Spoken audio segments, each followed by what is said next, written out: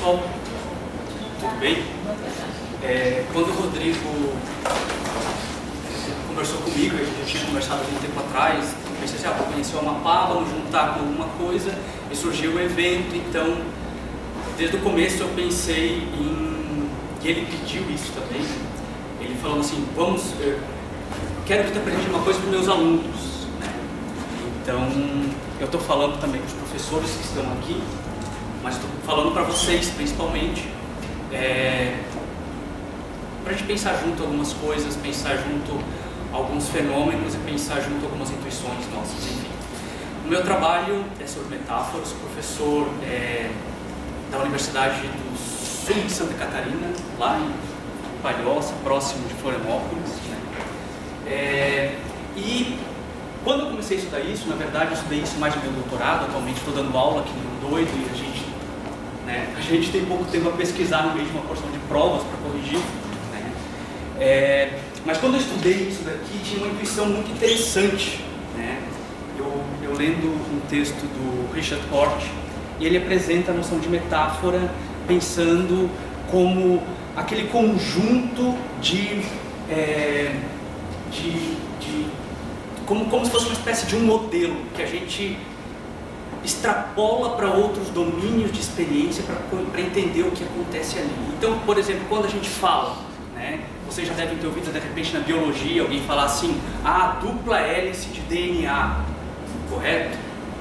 Ou de repente alguma outra metáfora biológica, me ajudem. A dupla hélice de DNA, ou agora não estou lembrando só de coisas da história. Modelo atômico, sério? Oi? Modelo atômico, pudim de ameixa, modelo atômico. Sim, também serve, só que isso já é bastante mais elaborado. Quando a gente fala na dupla hélice de DNA, a primeira coisa que vem na nossa mente é uma hélice, né? Vocês já viram lá a formação do DNA nos livros de biologia e tal, a gente chama aquilo de dupla hélice, mas todo mundo sabe que aquilo não é uma hélice, tem a forma de uma hélice, né? Bom, então o Richard Hort, ele sugere que metáforas, assim como quando a gente fala de uma dupla hélice de DNA, elas têm uma função cognitiva. Elas ajudam a gente a pensar algumas coisas que a gente não tem como pensar com aquilo que a gente tem dado ou conceituado na nossa linguagem. A gente não tem uma palavra melhor, a gente fala de dupla hélice. Depois essa noção de dupla hélice ou de hélice melhor definida, a gente pode continuar falando em dupla hélice, enfim, mas depois a gente não precisa mais ficar explicando. Mas no começo, esse start para a gente pensar uma coisa que antes a gente não podia pensar, é uma coisa que se põe, né? E o que é interessante, existem exemplos na história da filosofia mostrando acontecer desse jeito, né? Por exemplo, o Darwin, quando ele escreve lá A Seleção das Espécies segundo a Seleção Natural, não é? Ele fala da seleção natural, mas naquele tempo a palavra seleção implicava um componente humano, eram humanos que selecionavam. Tanto é que logo depois que ele fala em seleção, ele tem que explicar essa palavra seleção, ou seja, para o uso da linguagem lá no tempo do Darwin, falar em seleção implicava em ter algum tipo de intenção. Não é à toa que quando a gente fala hoje em dia de seleção natural, a gente pensa que existe algum tipo de objetivo na seleção natural quando a gente está falando de biologia, né? Os biólogos sabem que não existe nenhum tipo de objetivo ou não existe nenhuma teleologia para falar quando a gente está falando de seleção natural. Bom, esses são exemplos de metáforas que surgem para ajudar a gente a entender um novo fenômeno, né? E depois a gente pode abandonar essa aproximação e ficar com um conceito definido de outra forma, etc. Bom, e diante disso,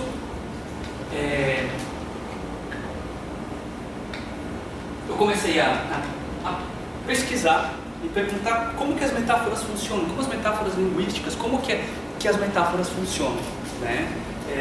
Para que elas são úteis, ou se é que elas são úteis. Será que dá de explicar ela por meio de outros fenômenos da linguagem, ou de repente a metáfora é um fenômeno especial na linguagem, né? Então, para entender o que são metáforas linguísticas, né, a gente vai fazer um caminho. O caminho é, primeiro, pensar, mostrar para vocês o que eu estou chamando de metáfora, né? Mostrar uma primeira teoria acerca de como funcionam as metáforas, que é basicamente aquilo que a gente aprende lá no ensino básico, metáfora com comparação, vou mostrar isso. Depois, eu vou mostrar como que a pragmática linguística entende a metáfora e pretende explicar a metáfora como um fenômeno da pragmática, né? A pragmática é uma área da linguística, pode ser também da filosofia, de algum modo, que vai tentar mostrar que certos fenômenos são decorrentes do próprio uso deles, né? E vou mostrar para vocês como isso não funciona tratando dentro daquele tipo de quadro, o que sugere que é necessário algum outro tipo de explicação. Então tem um percurso, eu acho que vai ficando um pouquinho mais claro à medida que a gente for explorando. Ok, então, uma metáfora. O chefe está um leão. A menos que a gente esteja supondo que o nosso chefe... De acordo com o Wikipédia, o leão feminino leão. Essa é uma definição que não é nem um pouco metafórica, né? Ela pretende ser literal. O nosso aqui está alerta. Está alerta, está ouvindo tudo, depois não sabe tudo que a gente faz, não se iludam. O chefe está um leão. A menos que a gente imagine que o nosso chefe realmente seja um leão, a gente pode dizer que essa frase tem um significado metafórico, né? Ou pelo menos no nosso dia a dia a gente fala literalmente. Essa não é colada essa mesa. Pode virar. Pode virar. Mas eu sou tão levinho. A menos que a gente imagine que o nosso chefe seja realmente um leão, a gente pode dizer que essa frase ela tem um significado metafórico. Para ela fazer sentido, a gente falar, ela é uma metáfora. O nosso chefe realmente não é um leão. O que vai dizer uma teoria mais comum da metáfora, que é a noção de metáfora por comparação, vai dizer que o nosso chefe está como um leão, ou que o humor do chefe é como o humor de um leão. Correto? Mas a gente diz que é metafórico porque, a partir do nosso uso mais comum da linguagem, a gente não vai dizer que o nosso chefe é realmente um leão, a menos que a gente estivesse fazendo alguma história, enfim, né? Ok? Mas no uso comum, o chefe nosso não é leão. Bom, uma outra forma de pensar isso aqui é importante porque depois eu vou falar de aplicaturas conversacionais, que é a explicação pragmática, é inserir isso num diálogo. E aí, como foi a conversa com o chefe? Daí a pessoa fala, o leão rugiu. Novamente estou comparando meu chefe com um leão. E é isso que eu estou chamando de metáfora. E é isso, de um modo geral, que os filósofos têm chamado de metáfora quando vão pensar a noção de metáfora. Okay? Não é uma noção específica de metáfora diferente da noção de catacrese, de metonímia,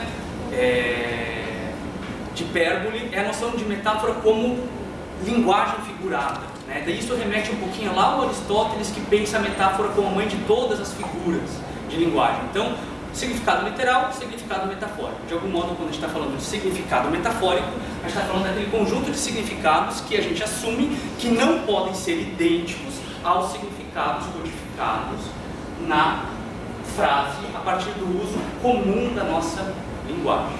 Correto?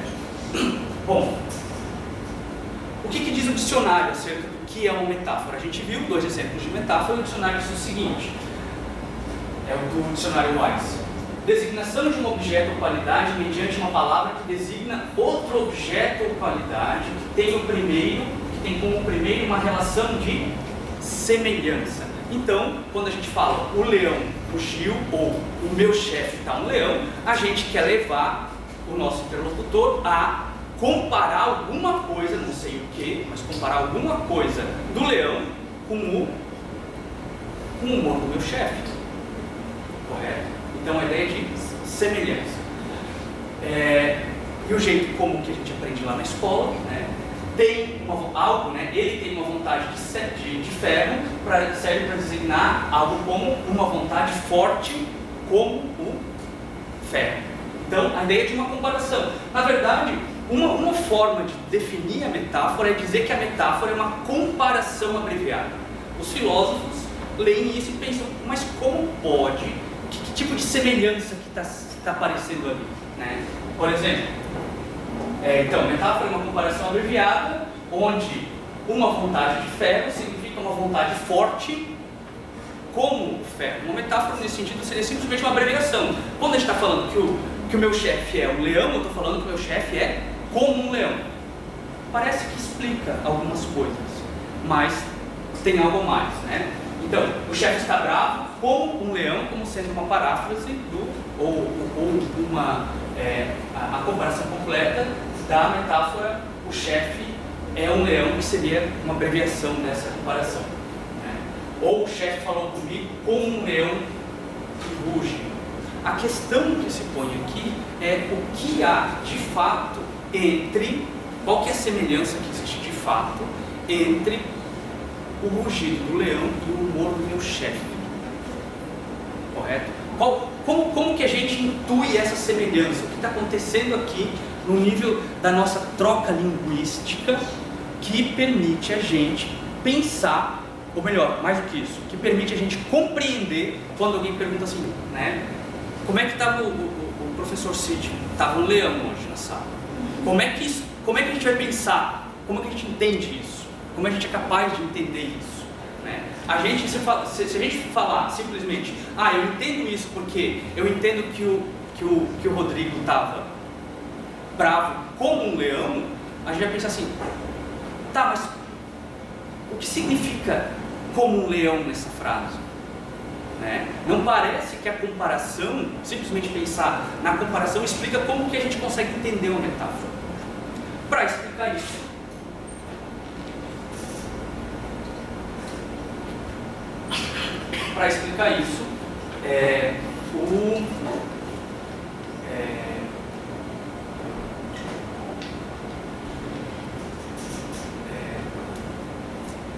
o Recanati, ele tenta mostrar, não necessariamente para explicar o fenômeno da metáfora, mas ele mostra que existe um modelo padrão de explicação, que ele chama de modelo semântico pragmático, que consiste em dizer o seguinte, basicamente diz o seguinte: na verdade, quando a gente está usando uma frase metafórica, né, o leão rugiu, o meu chefe está bravo como um leão, na verdade, o que a gente está fazendo é usar o significado comum das palavras, mas devido à nossa troca linguística, a nossa cooperação, a gente vai precisar imaginar que eu não estou falando de fato de um leão, eu estou falando alguma coisa diferente disso, né? Ou seja, tem alguma coisa sendo implicada pela minha fala.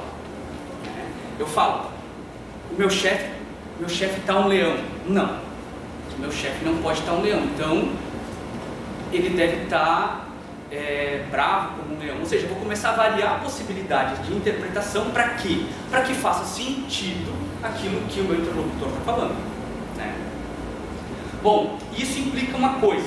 Isso implica, e essa é uma sugestão de um texto do Davidson de 1978, que as metáforas significam, e ele defende que as metáforas significam o que as palavras, em sua interpretação mais literal, significam, e nada mais. Ou seja, ele supõe que quando a gente tem uma frase metafórica do tipo o leão rugiu, para falar do chefe, a gente está falando o quê? Qual que é o significado dessa frase? Ele fala, o significado dessa frase é tão somente que o leão rugiu.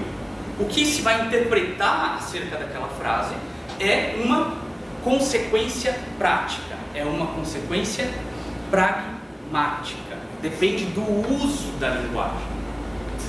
Correto? Mas o significado da frase continua sendo o leão rugiu e pronto. Como que está o Rodrigo? Como foi a aula do Rodrigo? Estava um leão. Significa o quê? Estava um leão. Como que eu sei que não pode ser literal? Eu vou variando possibilidades de interpretação para poder fazer sentido aquilo que eu estou falando e vou dizer ou vou assumir que o significado do falante ou a intenção de quem fala que o professor estava um leão é diferente daquilo que eu estou expressando literalmente. Faz sentido? algum sentido? Né? Então, a partir desse modelo padrão semântico pragmático, a gente pode dizer que a gente compreende uma metáfora não devido ao significado literal daquela frase, né, daquela palavra, mas devido ao uso.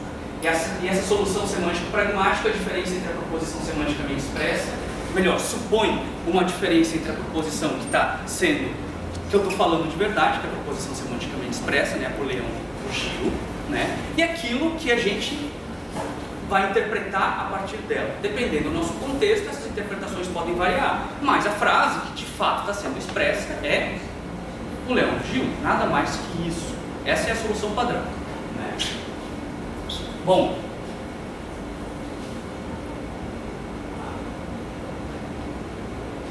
e essa solução padrão que é, de algum modo, ou melhor, que ela é a solução da pragmática, ou melhor, o aparato conceitual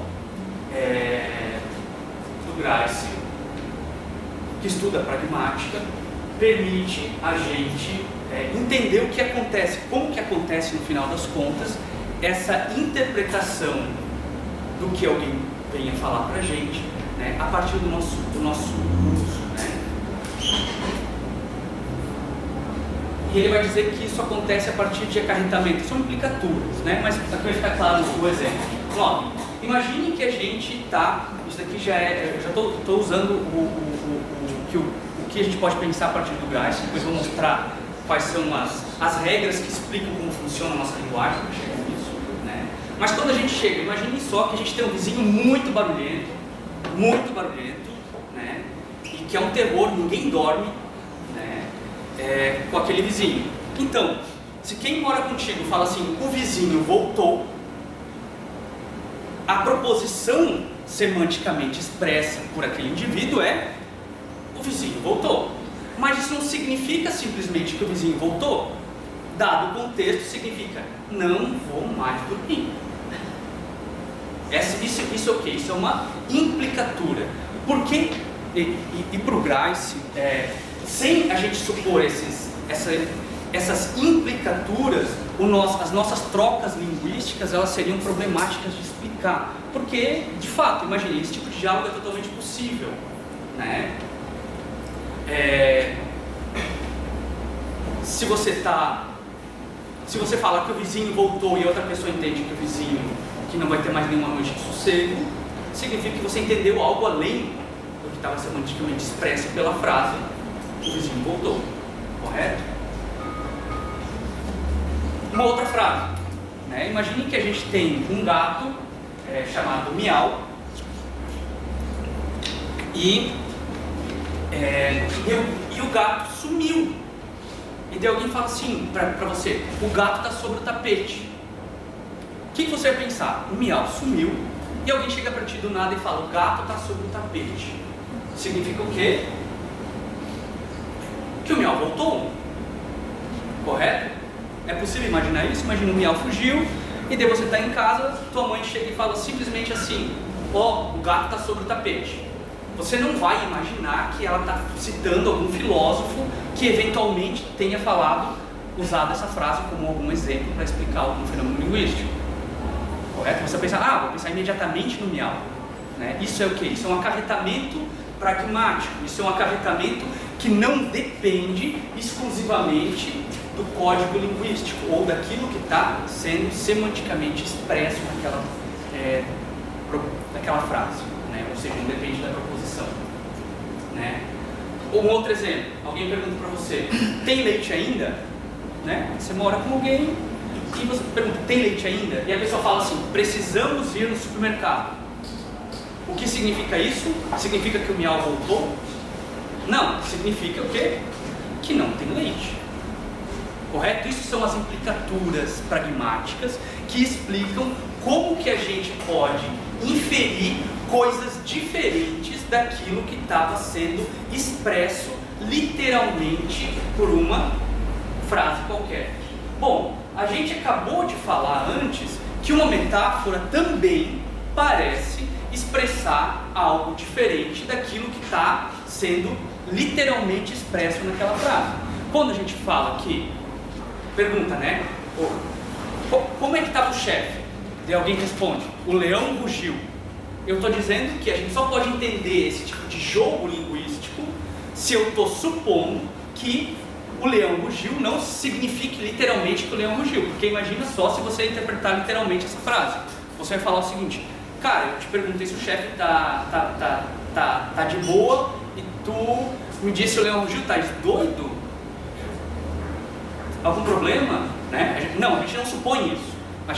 As nossas trocas linguísticas supõem que o nosso interlocutor está cooperando com a gente, né? Que o nosso interlocutor não está, né? Imagine que o modo como nós trocamos informações, usamos a linguagem no nosso dia a dia, tem como base um princípio muito básico, que é o princípio de que a gente está cooperando. Se a gente não tem esse princípio como base da nossa linguagem, as nossas trocas linguísticas não funcionam, né? Você fala, pega lá para mim um controle remoto do data show, a pessoa fala sim e não aparece, senta na cadeira, ou fala, ok, eu acho que tem água.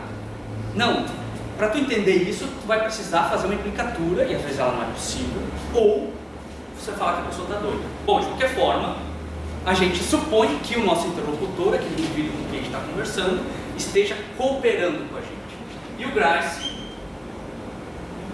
ele elabora um quadro que pretende explicar como acontece essa nossa coordenação, quais são os princípios que regem as nossas trocas linguísticas que levam a gente a interpretar de forma não literal, ou melhor, acarretar outras informações acerca daquilo que está sendo expresso literalmente numa frase qualquer, né? E ele fala, tem um princípio, esse princípio é um princípio geral, um princípio de coordenação. Faça sua contribuição, como for exigido, na etapa na qual ela ocorre, pelo fim ou direção aceitos da troca convencional em que você está envolvido. Ou seja, existe uma troca linguística, a gente está conversando, né? Se alguém te pergunta, você vai responder naquela hora, você não vai responder daqui 5 minutos, né? Se ninguém te perguntou nada, você não vai responder uma pergunta que não foi feita. De um modo geral, as nossas trocas, elas supõem que a gente está se coordenando, né? E essa coordenação, segundo Grice, acontece segundo algumas máximas. Ele elenca 4 máximas. A máxima da qualidade, a máxima da quantidade, a máxima da relevância e a máxima do modo, que basicamente vão dizer quais são esses princípios, ou melhor, como se articula a nossa cooperação na medida em que a gente está fazendo uma troca linguística.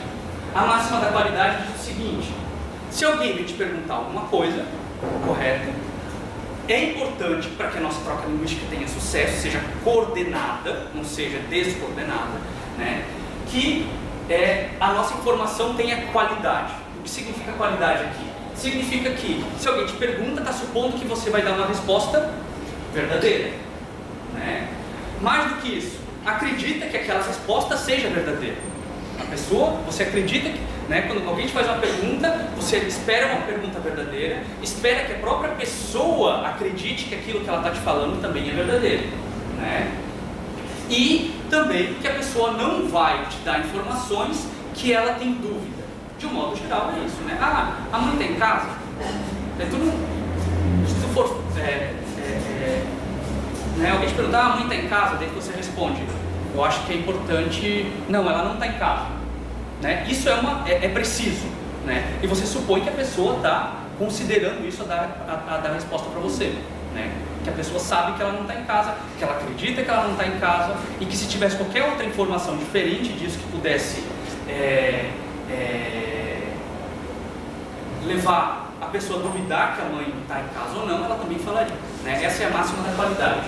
A máxima da quantidade é basicamente a ideia de que se alguém te faz algum tipo de pergunta, na troca eu estou usando o exemplo de pergunta porque funciona melhor para dar o exemplo, mas não precisa ser necessariamente uma pergunta, correto?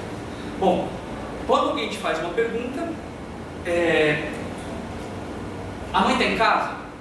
Né? Daí a gente responde, ela está em casa e está limpando a casa e eu preciso fazer minhas tarefas da faculdade e eu acho que a Lua é redonda.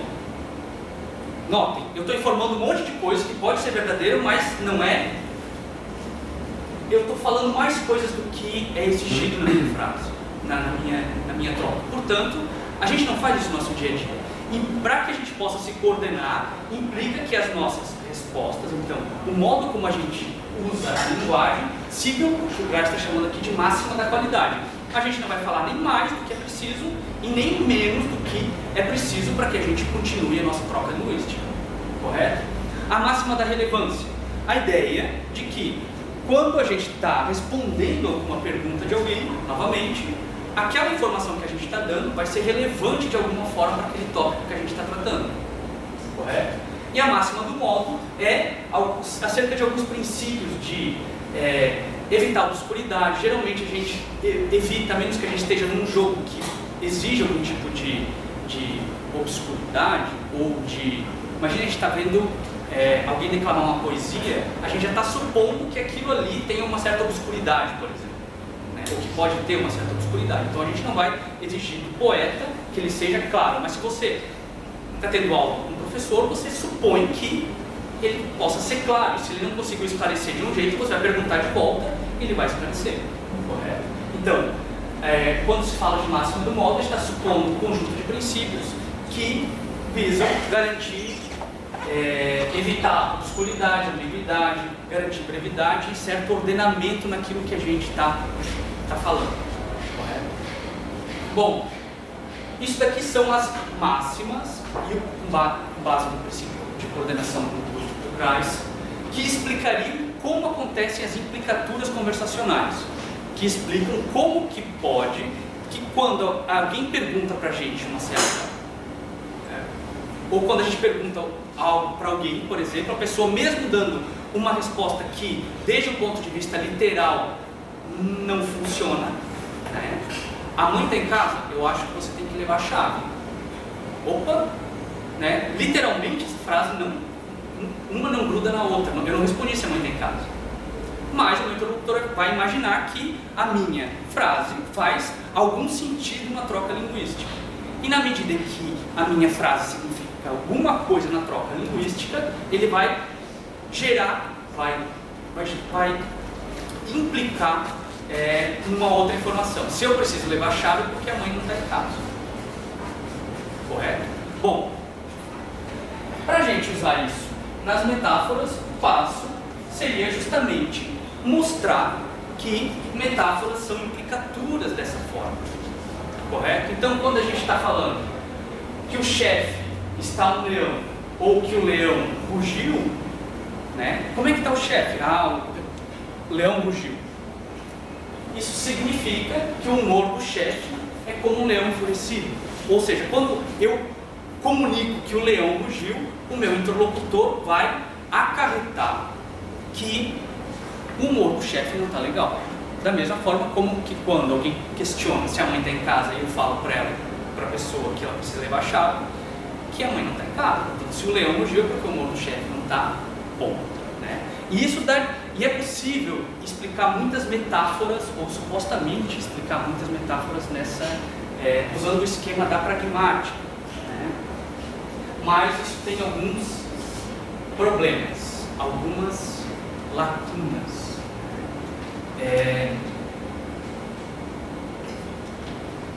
Algumas metáforas, por mais que a gente tente encontrar uma implicatura para ela, a gente não consegue. A gente não consegue sair do âmbito metafórico, a gente pode falar assim, né? Quando a gente fala o leão rugiu do chefe, do humor do chefe, a gente pode falar o chefe está enfurecido, né? A gente consegue encontrar algum tipo de paráfrase, alguma espécie de tradução, né? Mas tem algumas metáforas que isso não é possível, né? Por exemplo, se eu falo que a série é um bloco de gelo, esse é um exemplo que o Searle, que também está falando sobre metáforas, ele usa para mostrar que algumas metáforas são dificilmente traduzíveis, né?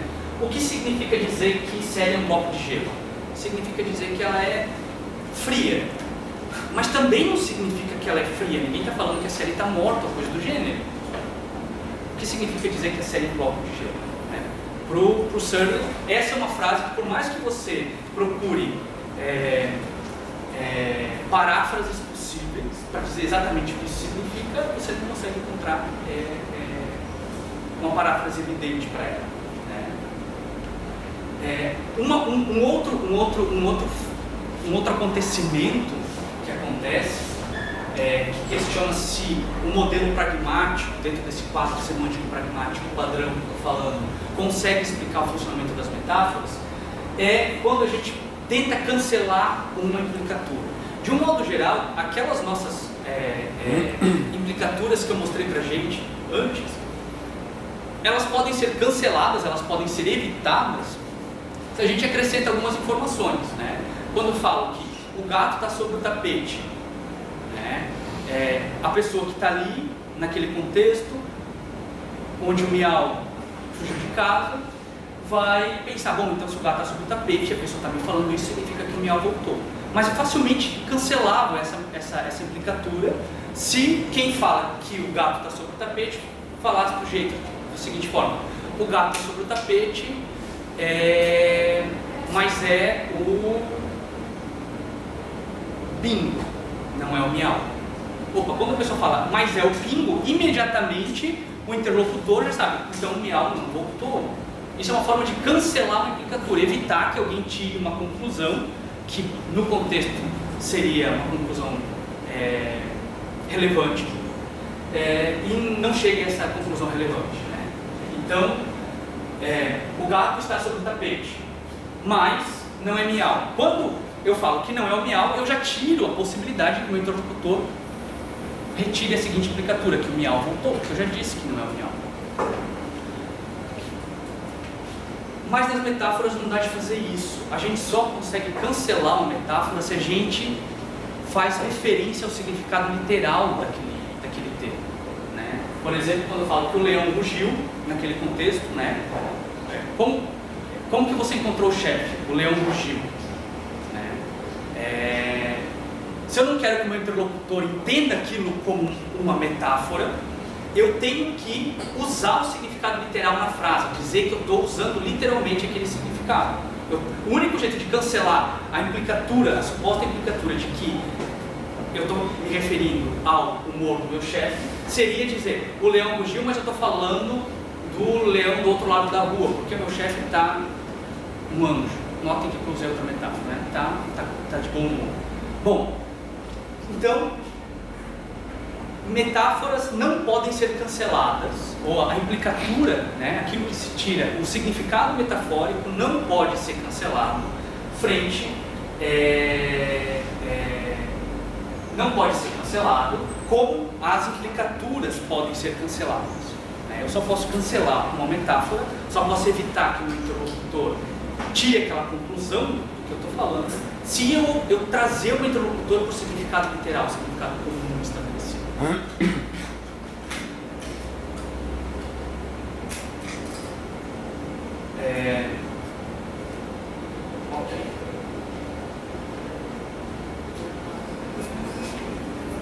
Ok, basicamente são essas. Há algumas lacunas. O que nos leva a pensar essa diferença, né?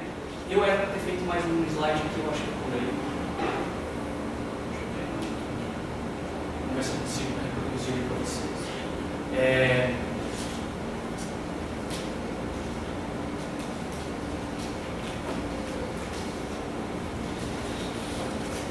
O que acontece nas metáforas, e isso é uma conclusão de alguns autores que já estudam no que a gente pode chamar de um modelo mais atual, não esse semântico pragmático, que define certos comportamentos bem definidos para a semântica, para aquilo que é expresso literalmente numa frase e para aquilo que a gente pode aplicar a partir dela, né? É dizer que para a gente conseguir implicar alguma coisa acerca de um significado metafórico, por exemplo, quando eu chego e pergunto como que estava o chefe, e você fala, o leão rugiu, né? A informação de que o humor do chefe não estava boa, ela não explica como que eu compreendi aprendi a metáfora. Na verdade, o que primeiro eu tive que fazer, eu tive que compreender a metáfora para depois dizer que aquilo se aplicava ao chefe. Né? Ou ainda,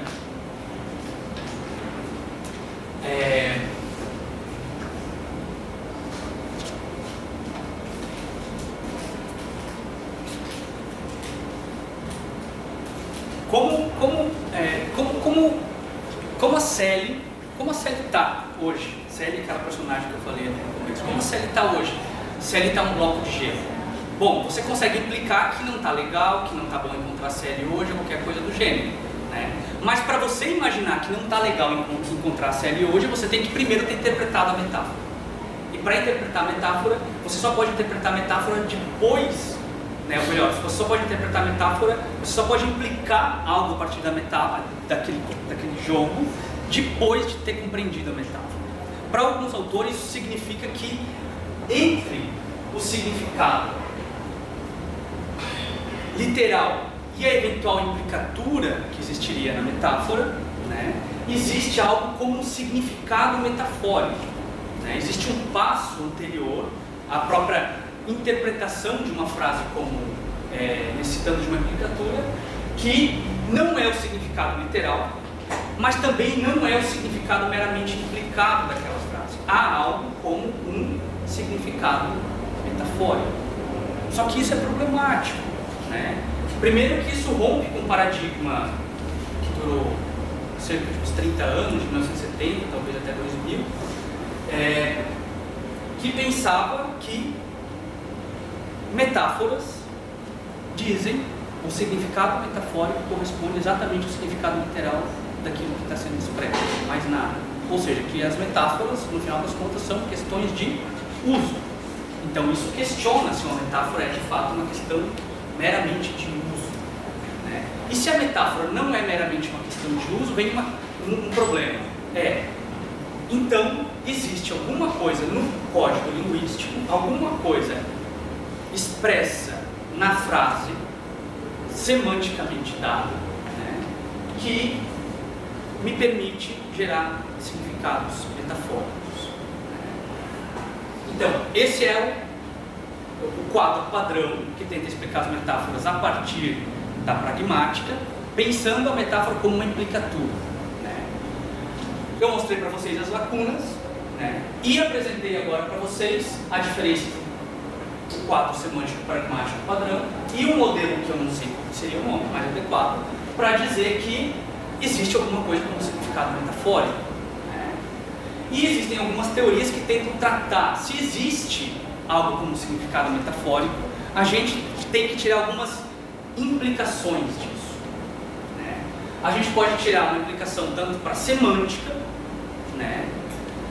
Tentando mostrar que talvez é necessário a gente formular uma teoria semântica que dê conta de relativizar certos termos dentro de uma frase conforme o contexto de proferimento daquela frase.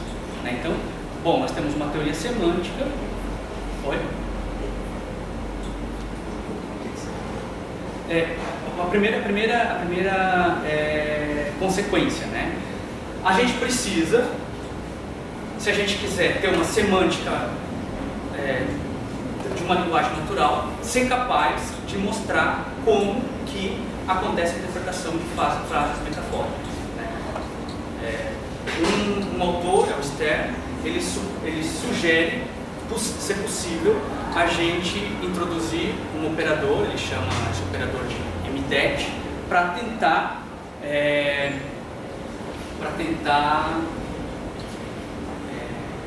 formalizar e indicar como no interior da frase a gente pode variar o conteúdo semântico de uma frase, sem necessariamente levar em consideração, ou levando em consideração o contexto, mas dirigido semanticamente, da mesma forma como a gente aponta para alguma coisa e fala esta cadeira, e aqui existe um gesto que me indica que é esta cadeira e nenhuma outra cadeira, o Stern sugere alguma coisa nesse sentido. Mas essa é uma consequência, então é necessário incluir na semântica explicação para significados que variam conforme o contexto de proferimento, né, que vai para além daqueles casos que eu apresentei, que eu indiquei aqui, do isto ou aquilo, e que me permitiria inclusive relativizar o contexto de proferimento uma palavra do tipo leão. Em alguns momentos, leão vai significar o chefe. Isso dentro de uma semântica formal.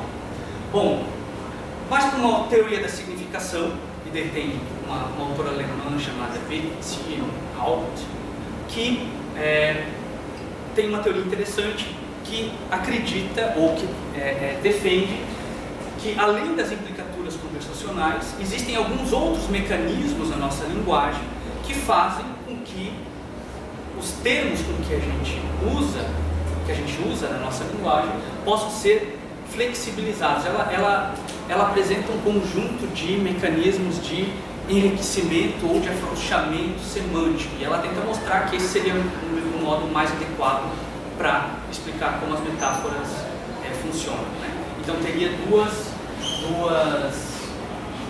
implicações, eu diria, né? Duas consequências de perceber que o quadro semântico pragmático padrão não dá conta de explicar as metáforas por meio da teoria das implicaturas do Gramsci.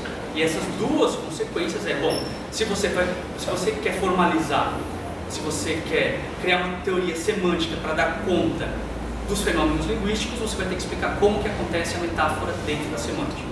E se você quiser ter uma teoria da significação, tentando mostrar como que nós lidamos com significados, você vai precisar mostrar como que termos dentro de uma frase podem ser afrouxados ou enriquecidos conforme o contexto de proferimento.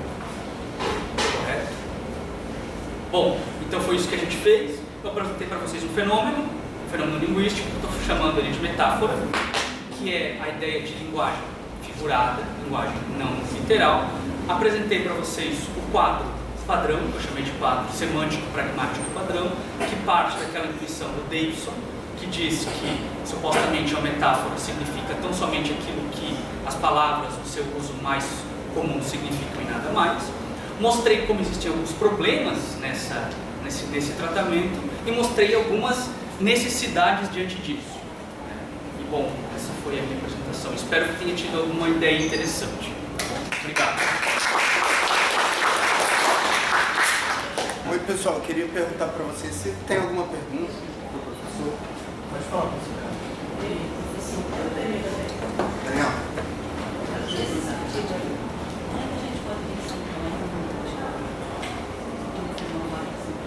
Da hermenêutica. É interessante quando a gente fala de... tem toda uma discussão da metáfora dentro do quadro da hermenêutica, né, que também é interessante. Só que o que eu diria, quando a gente está falando de hermenêutica, a hermenêutica ela já parte do pressuposto de que os significados eles são históricos, são contextuais, né? A hermenêutica não vai querer oferecer... A hermenêutica ela já fornece uma teoria semântica, ou seja, uma teoria que explica como que nós lidamos com o significado das palavras e de outras coisas, que supõe tanto a possibilidade de você enriquecer significados quanto afrouxar significados. Eu diria que isso é uma consequência, isso daqui teria uma implicação se a gente quiser ter uma teoria semântica, explicar com símbolos como funciona a nossa linguagem. Mas eu penso que a hermenêutica, ela... Oi?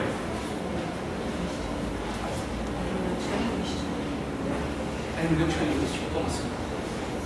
Sobre esse ponto de vista da sentido, acho que deve em consideração a questão semântica. Como colocar a semântica em sentido. Eu não sei se eu entendi direito a tua pergunta.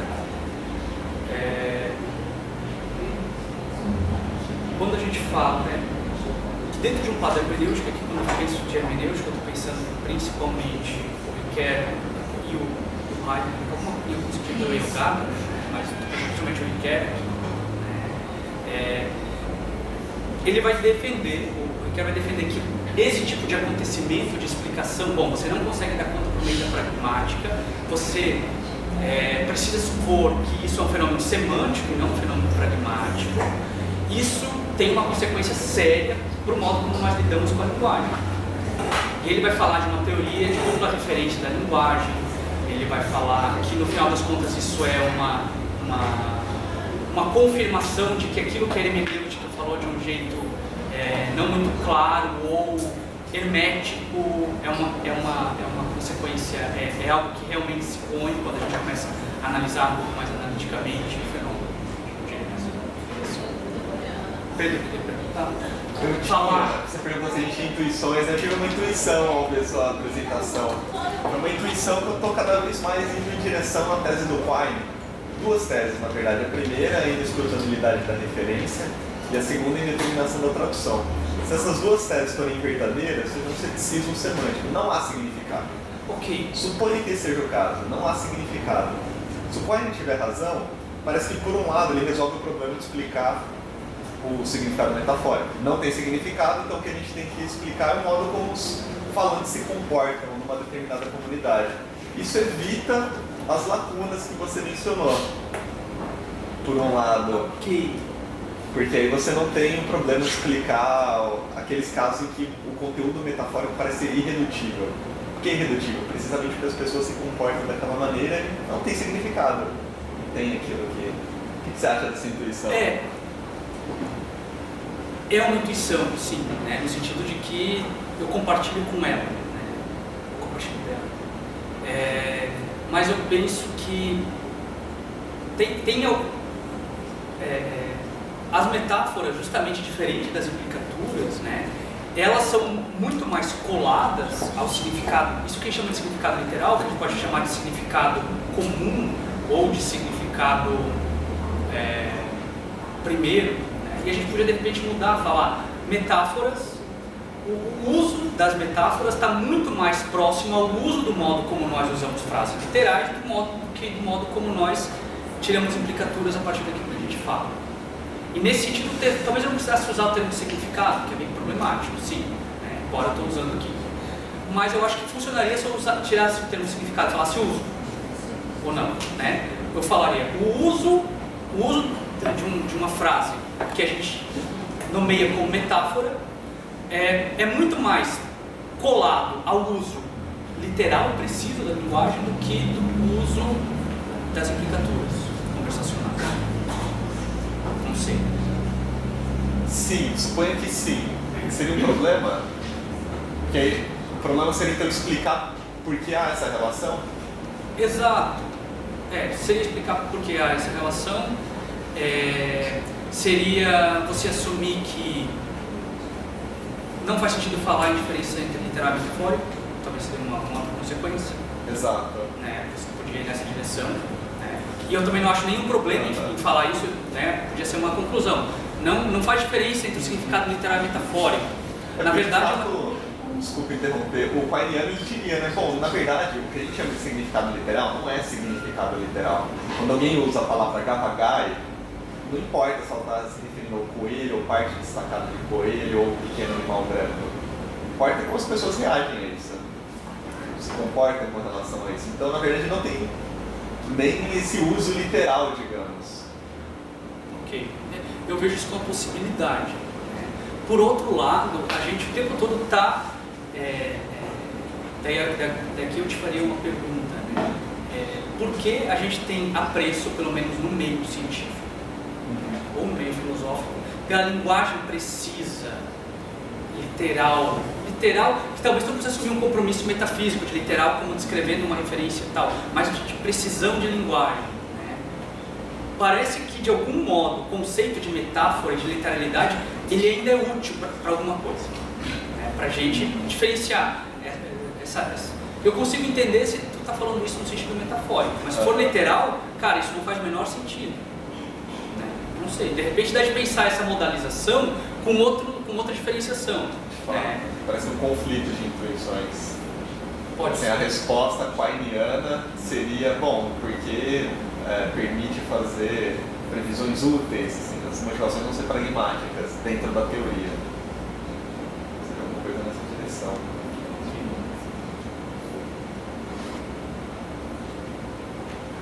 Eu queria mais ter uma informação sobre o estado das coisas, do desenvolvimento da pragmática e sobretudo da questão do contexto, porque uma coisa acho pode ser interessante, não sei se já tem, obviamente é a distinção entre um contexto comum entre dois falantes que comunicam e contextos privados, né, particulares, cada um tem o seu, tipo o caso da informação, do diálogo sobre o gato que está no chão, para alguém que sabe que o gato foi embora, mas ele não viu ainda voltar, isso pode implicar que o gato voltou, mas para quem estava fora de casa e somente voltou, isso tem totalmente outras implicaturas, por exemplo. Sim. Então tem uma distinção entre contextos privativos, particulares, né, como se fala, privativos, e um contexto comum, quando você fala o gato, a mãe, digamos, fala o gato no lugar de falar miau, que é o nome, mas então você entende que essa referência já é comum, então todos os dois já têm o mesmo contexto que vai se referir ao mesmo gato, que é miau, por exemplo. Então acho, como já está desenvolvida, a que ponto se tem o desenvolvimento entre relações entre contextos e implicaturas? Eu tentei pensar isso, é que assim, algum contexto comum, uma implicatura vai acontecer quando existe algum sucesso linguístico, então a gente tem que supor que tem que alguma coisa tem em comum entre os dois falantes. Não, por isso, o gato, por exemplo, já isso denota o fato que tem um contexto comum. Ok, exato. Porque a comunicação, digamos, teve sucesso, só que depois tem implicaturas diferentes também no contexto particular, sim, específico de cada um falante, por exemplo. Ok. Eu tentei pensar alguns desses contextos particulares, radicalmente particulares, no sentido de algumas coisas que dizem respeito só a mim, estritamente a mim, nesse sentido, no final das contas, o que vai sobrar? Só meu corpo. Eu acabei buscando algumas coisas no cognitivismo, que é interessante pensar. E daí no cognitivismo é possível perceber, eu estou pensando principalmente o Leithoff e o Johnson, que tem Filosofia na Carne, Mulher, Coisas Perigosas, enfim, tem uns textos interessantes, que mostram que mesmo na falta de um contexto linguístico comum, há um contexto cognitivo comum. Mas agora, se existe alguma diferença essencial entre os dois tipos de contexto, não sei. Mas, por exemplo, tem o caso das piadas, por exemplo, que não tem sucesso, você faz uma piada, mas ninguém está rindo, então você está vendo que tem exatamente o evento, que tem contextos. Obviamente, você entende o significado das palavras. Sim. Então, tem um contexto comum. Mas tem contextos totalmente exclusivos, ou seja, que não comunicam. Não gera a implicatura que o falante estava propondo. Isso é um exemplo da evidência do fato que existem esse tipo de contextos particulares. Então, uma sugestão, não sei se faria sentido aqui, mas é pensar como tradicionalmente se pensa os indexicais. Você tem um significado do conteúdo e tem um significado do caráter. O caráter dá regra para o uso do indexical. Enquanto o conteúdo vai depender do agente, do mundo possível, do espaço. Claro. O contexto exato. Ok. Essa é a solução do Stern. Ele começa a discutir o minimalismo semântico, que é basicamente a ideia bem standard. A maçã é vermelha significa que a maçã é vermelha. Só isso. O que significa? A maçã é vermelha significa a maçã é vermelha. Só. Mas ele pensa que é possível você usar o aparato do Kaplan para tratar significados metafóricos, que ele chama de significados metafóricos. E daqui ele postula o MDET, que funciona como... o MDET. Exato. Então vai nesse caminho, sim, também. Mas isso para você ter uma teoria formal, por isso que eu chamo de teoria semântica. Sim. Porque você não precisa assumir que uma teoria semântica é uma teoria que explica como realmente nós funcionamos. Não. Qual que é o nome dele? Que agora eu fiquei curioso. Se eu tivesse a intuição, pode ser ter a distinção, mas eu estou curioso para como ele vai definir o caráter, assim, esse MDET. Ou me passa depois, entendeu? Ok, eu acho que eu chamei de Stern, mas não, tranquilo, depois você me passa. Obrigado. Ele tem uma porção de textos,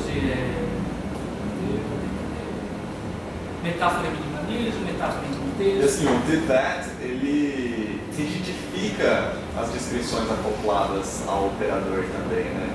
Aí eu acho curioso pensar nesse operador relacionado a metáforas, se ele vai rigidificar expressões também ou não.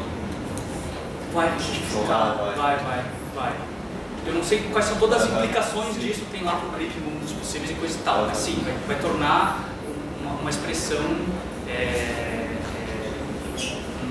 metafórica a partir do momento que você usa tecnicamente pode ter esse operador na frente de qualquer termo da língua, né? Por isso que é uma coisa que no final das contas você pergunta, isso ajuda realmente a explicar alguma coisa, porque quando tudo é tudo não é nada.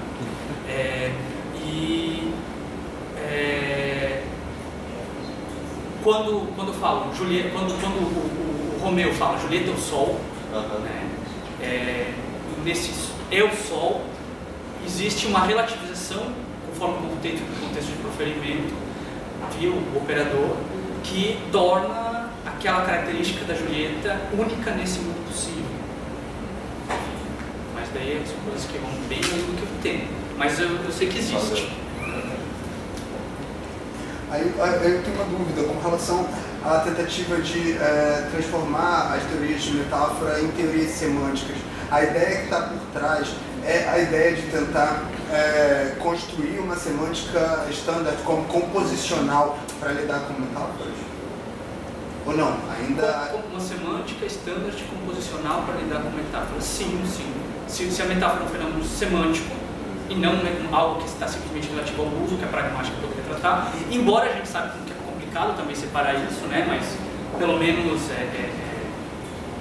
no curso de letras se separa e a gente pode continuar daquele jeito separado. Mas se metáfora é um fenômeno semântico, de algum modo a gente teria que ser capaz de tratar ela composicionalmente. E aí, você tem ideia de como isso seria feito? Por exemplo, seria um termo que ele teria uma série de significados ou um significado disjuntivo? Seria, a proposta do Stern é parecida com, da mesma forma como tem um indexical, eu botei um demonstrativo, né? Vai funcionar igual a isso daí. Você não tem simplesmente um quadro mínimo que refere ao contexto. Na verdade, você transforma toda a linguagem como sendo referível ao contexto de proferimento, né, a partir disso. Mas agora também, como seria essa semântica total, não sei como faz. Né?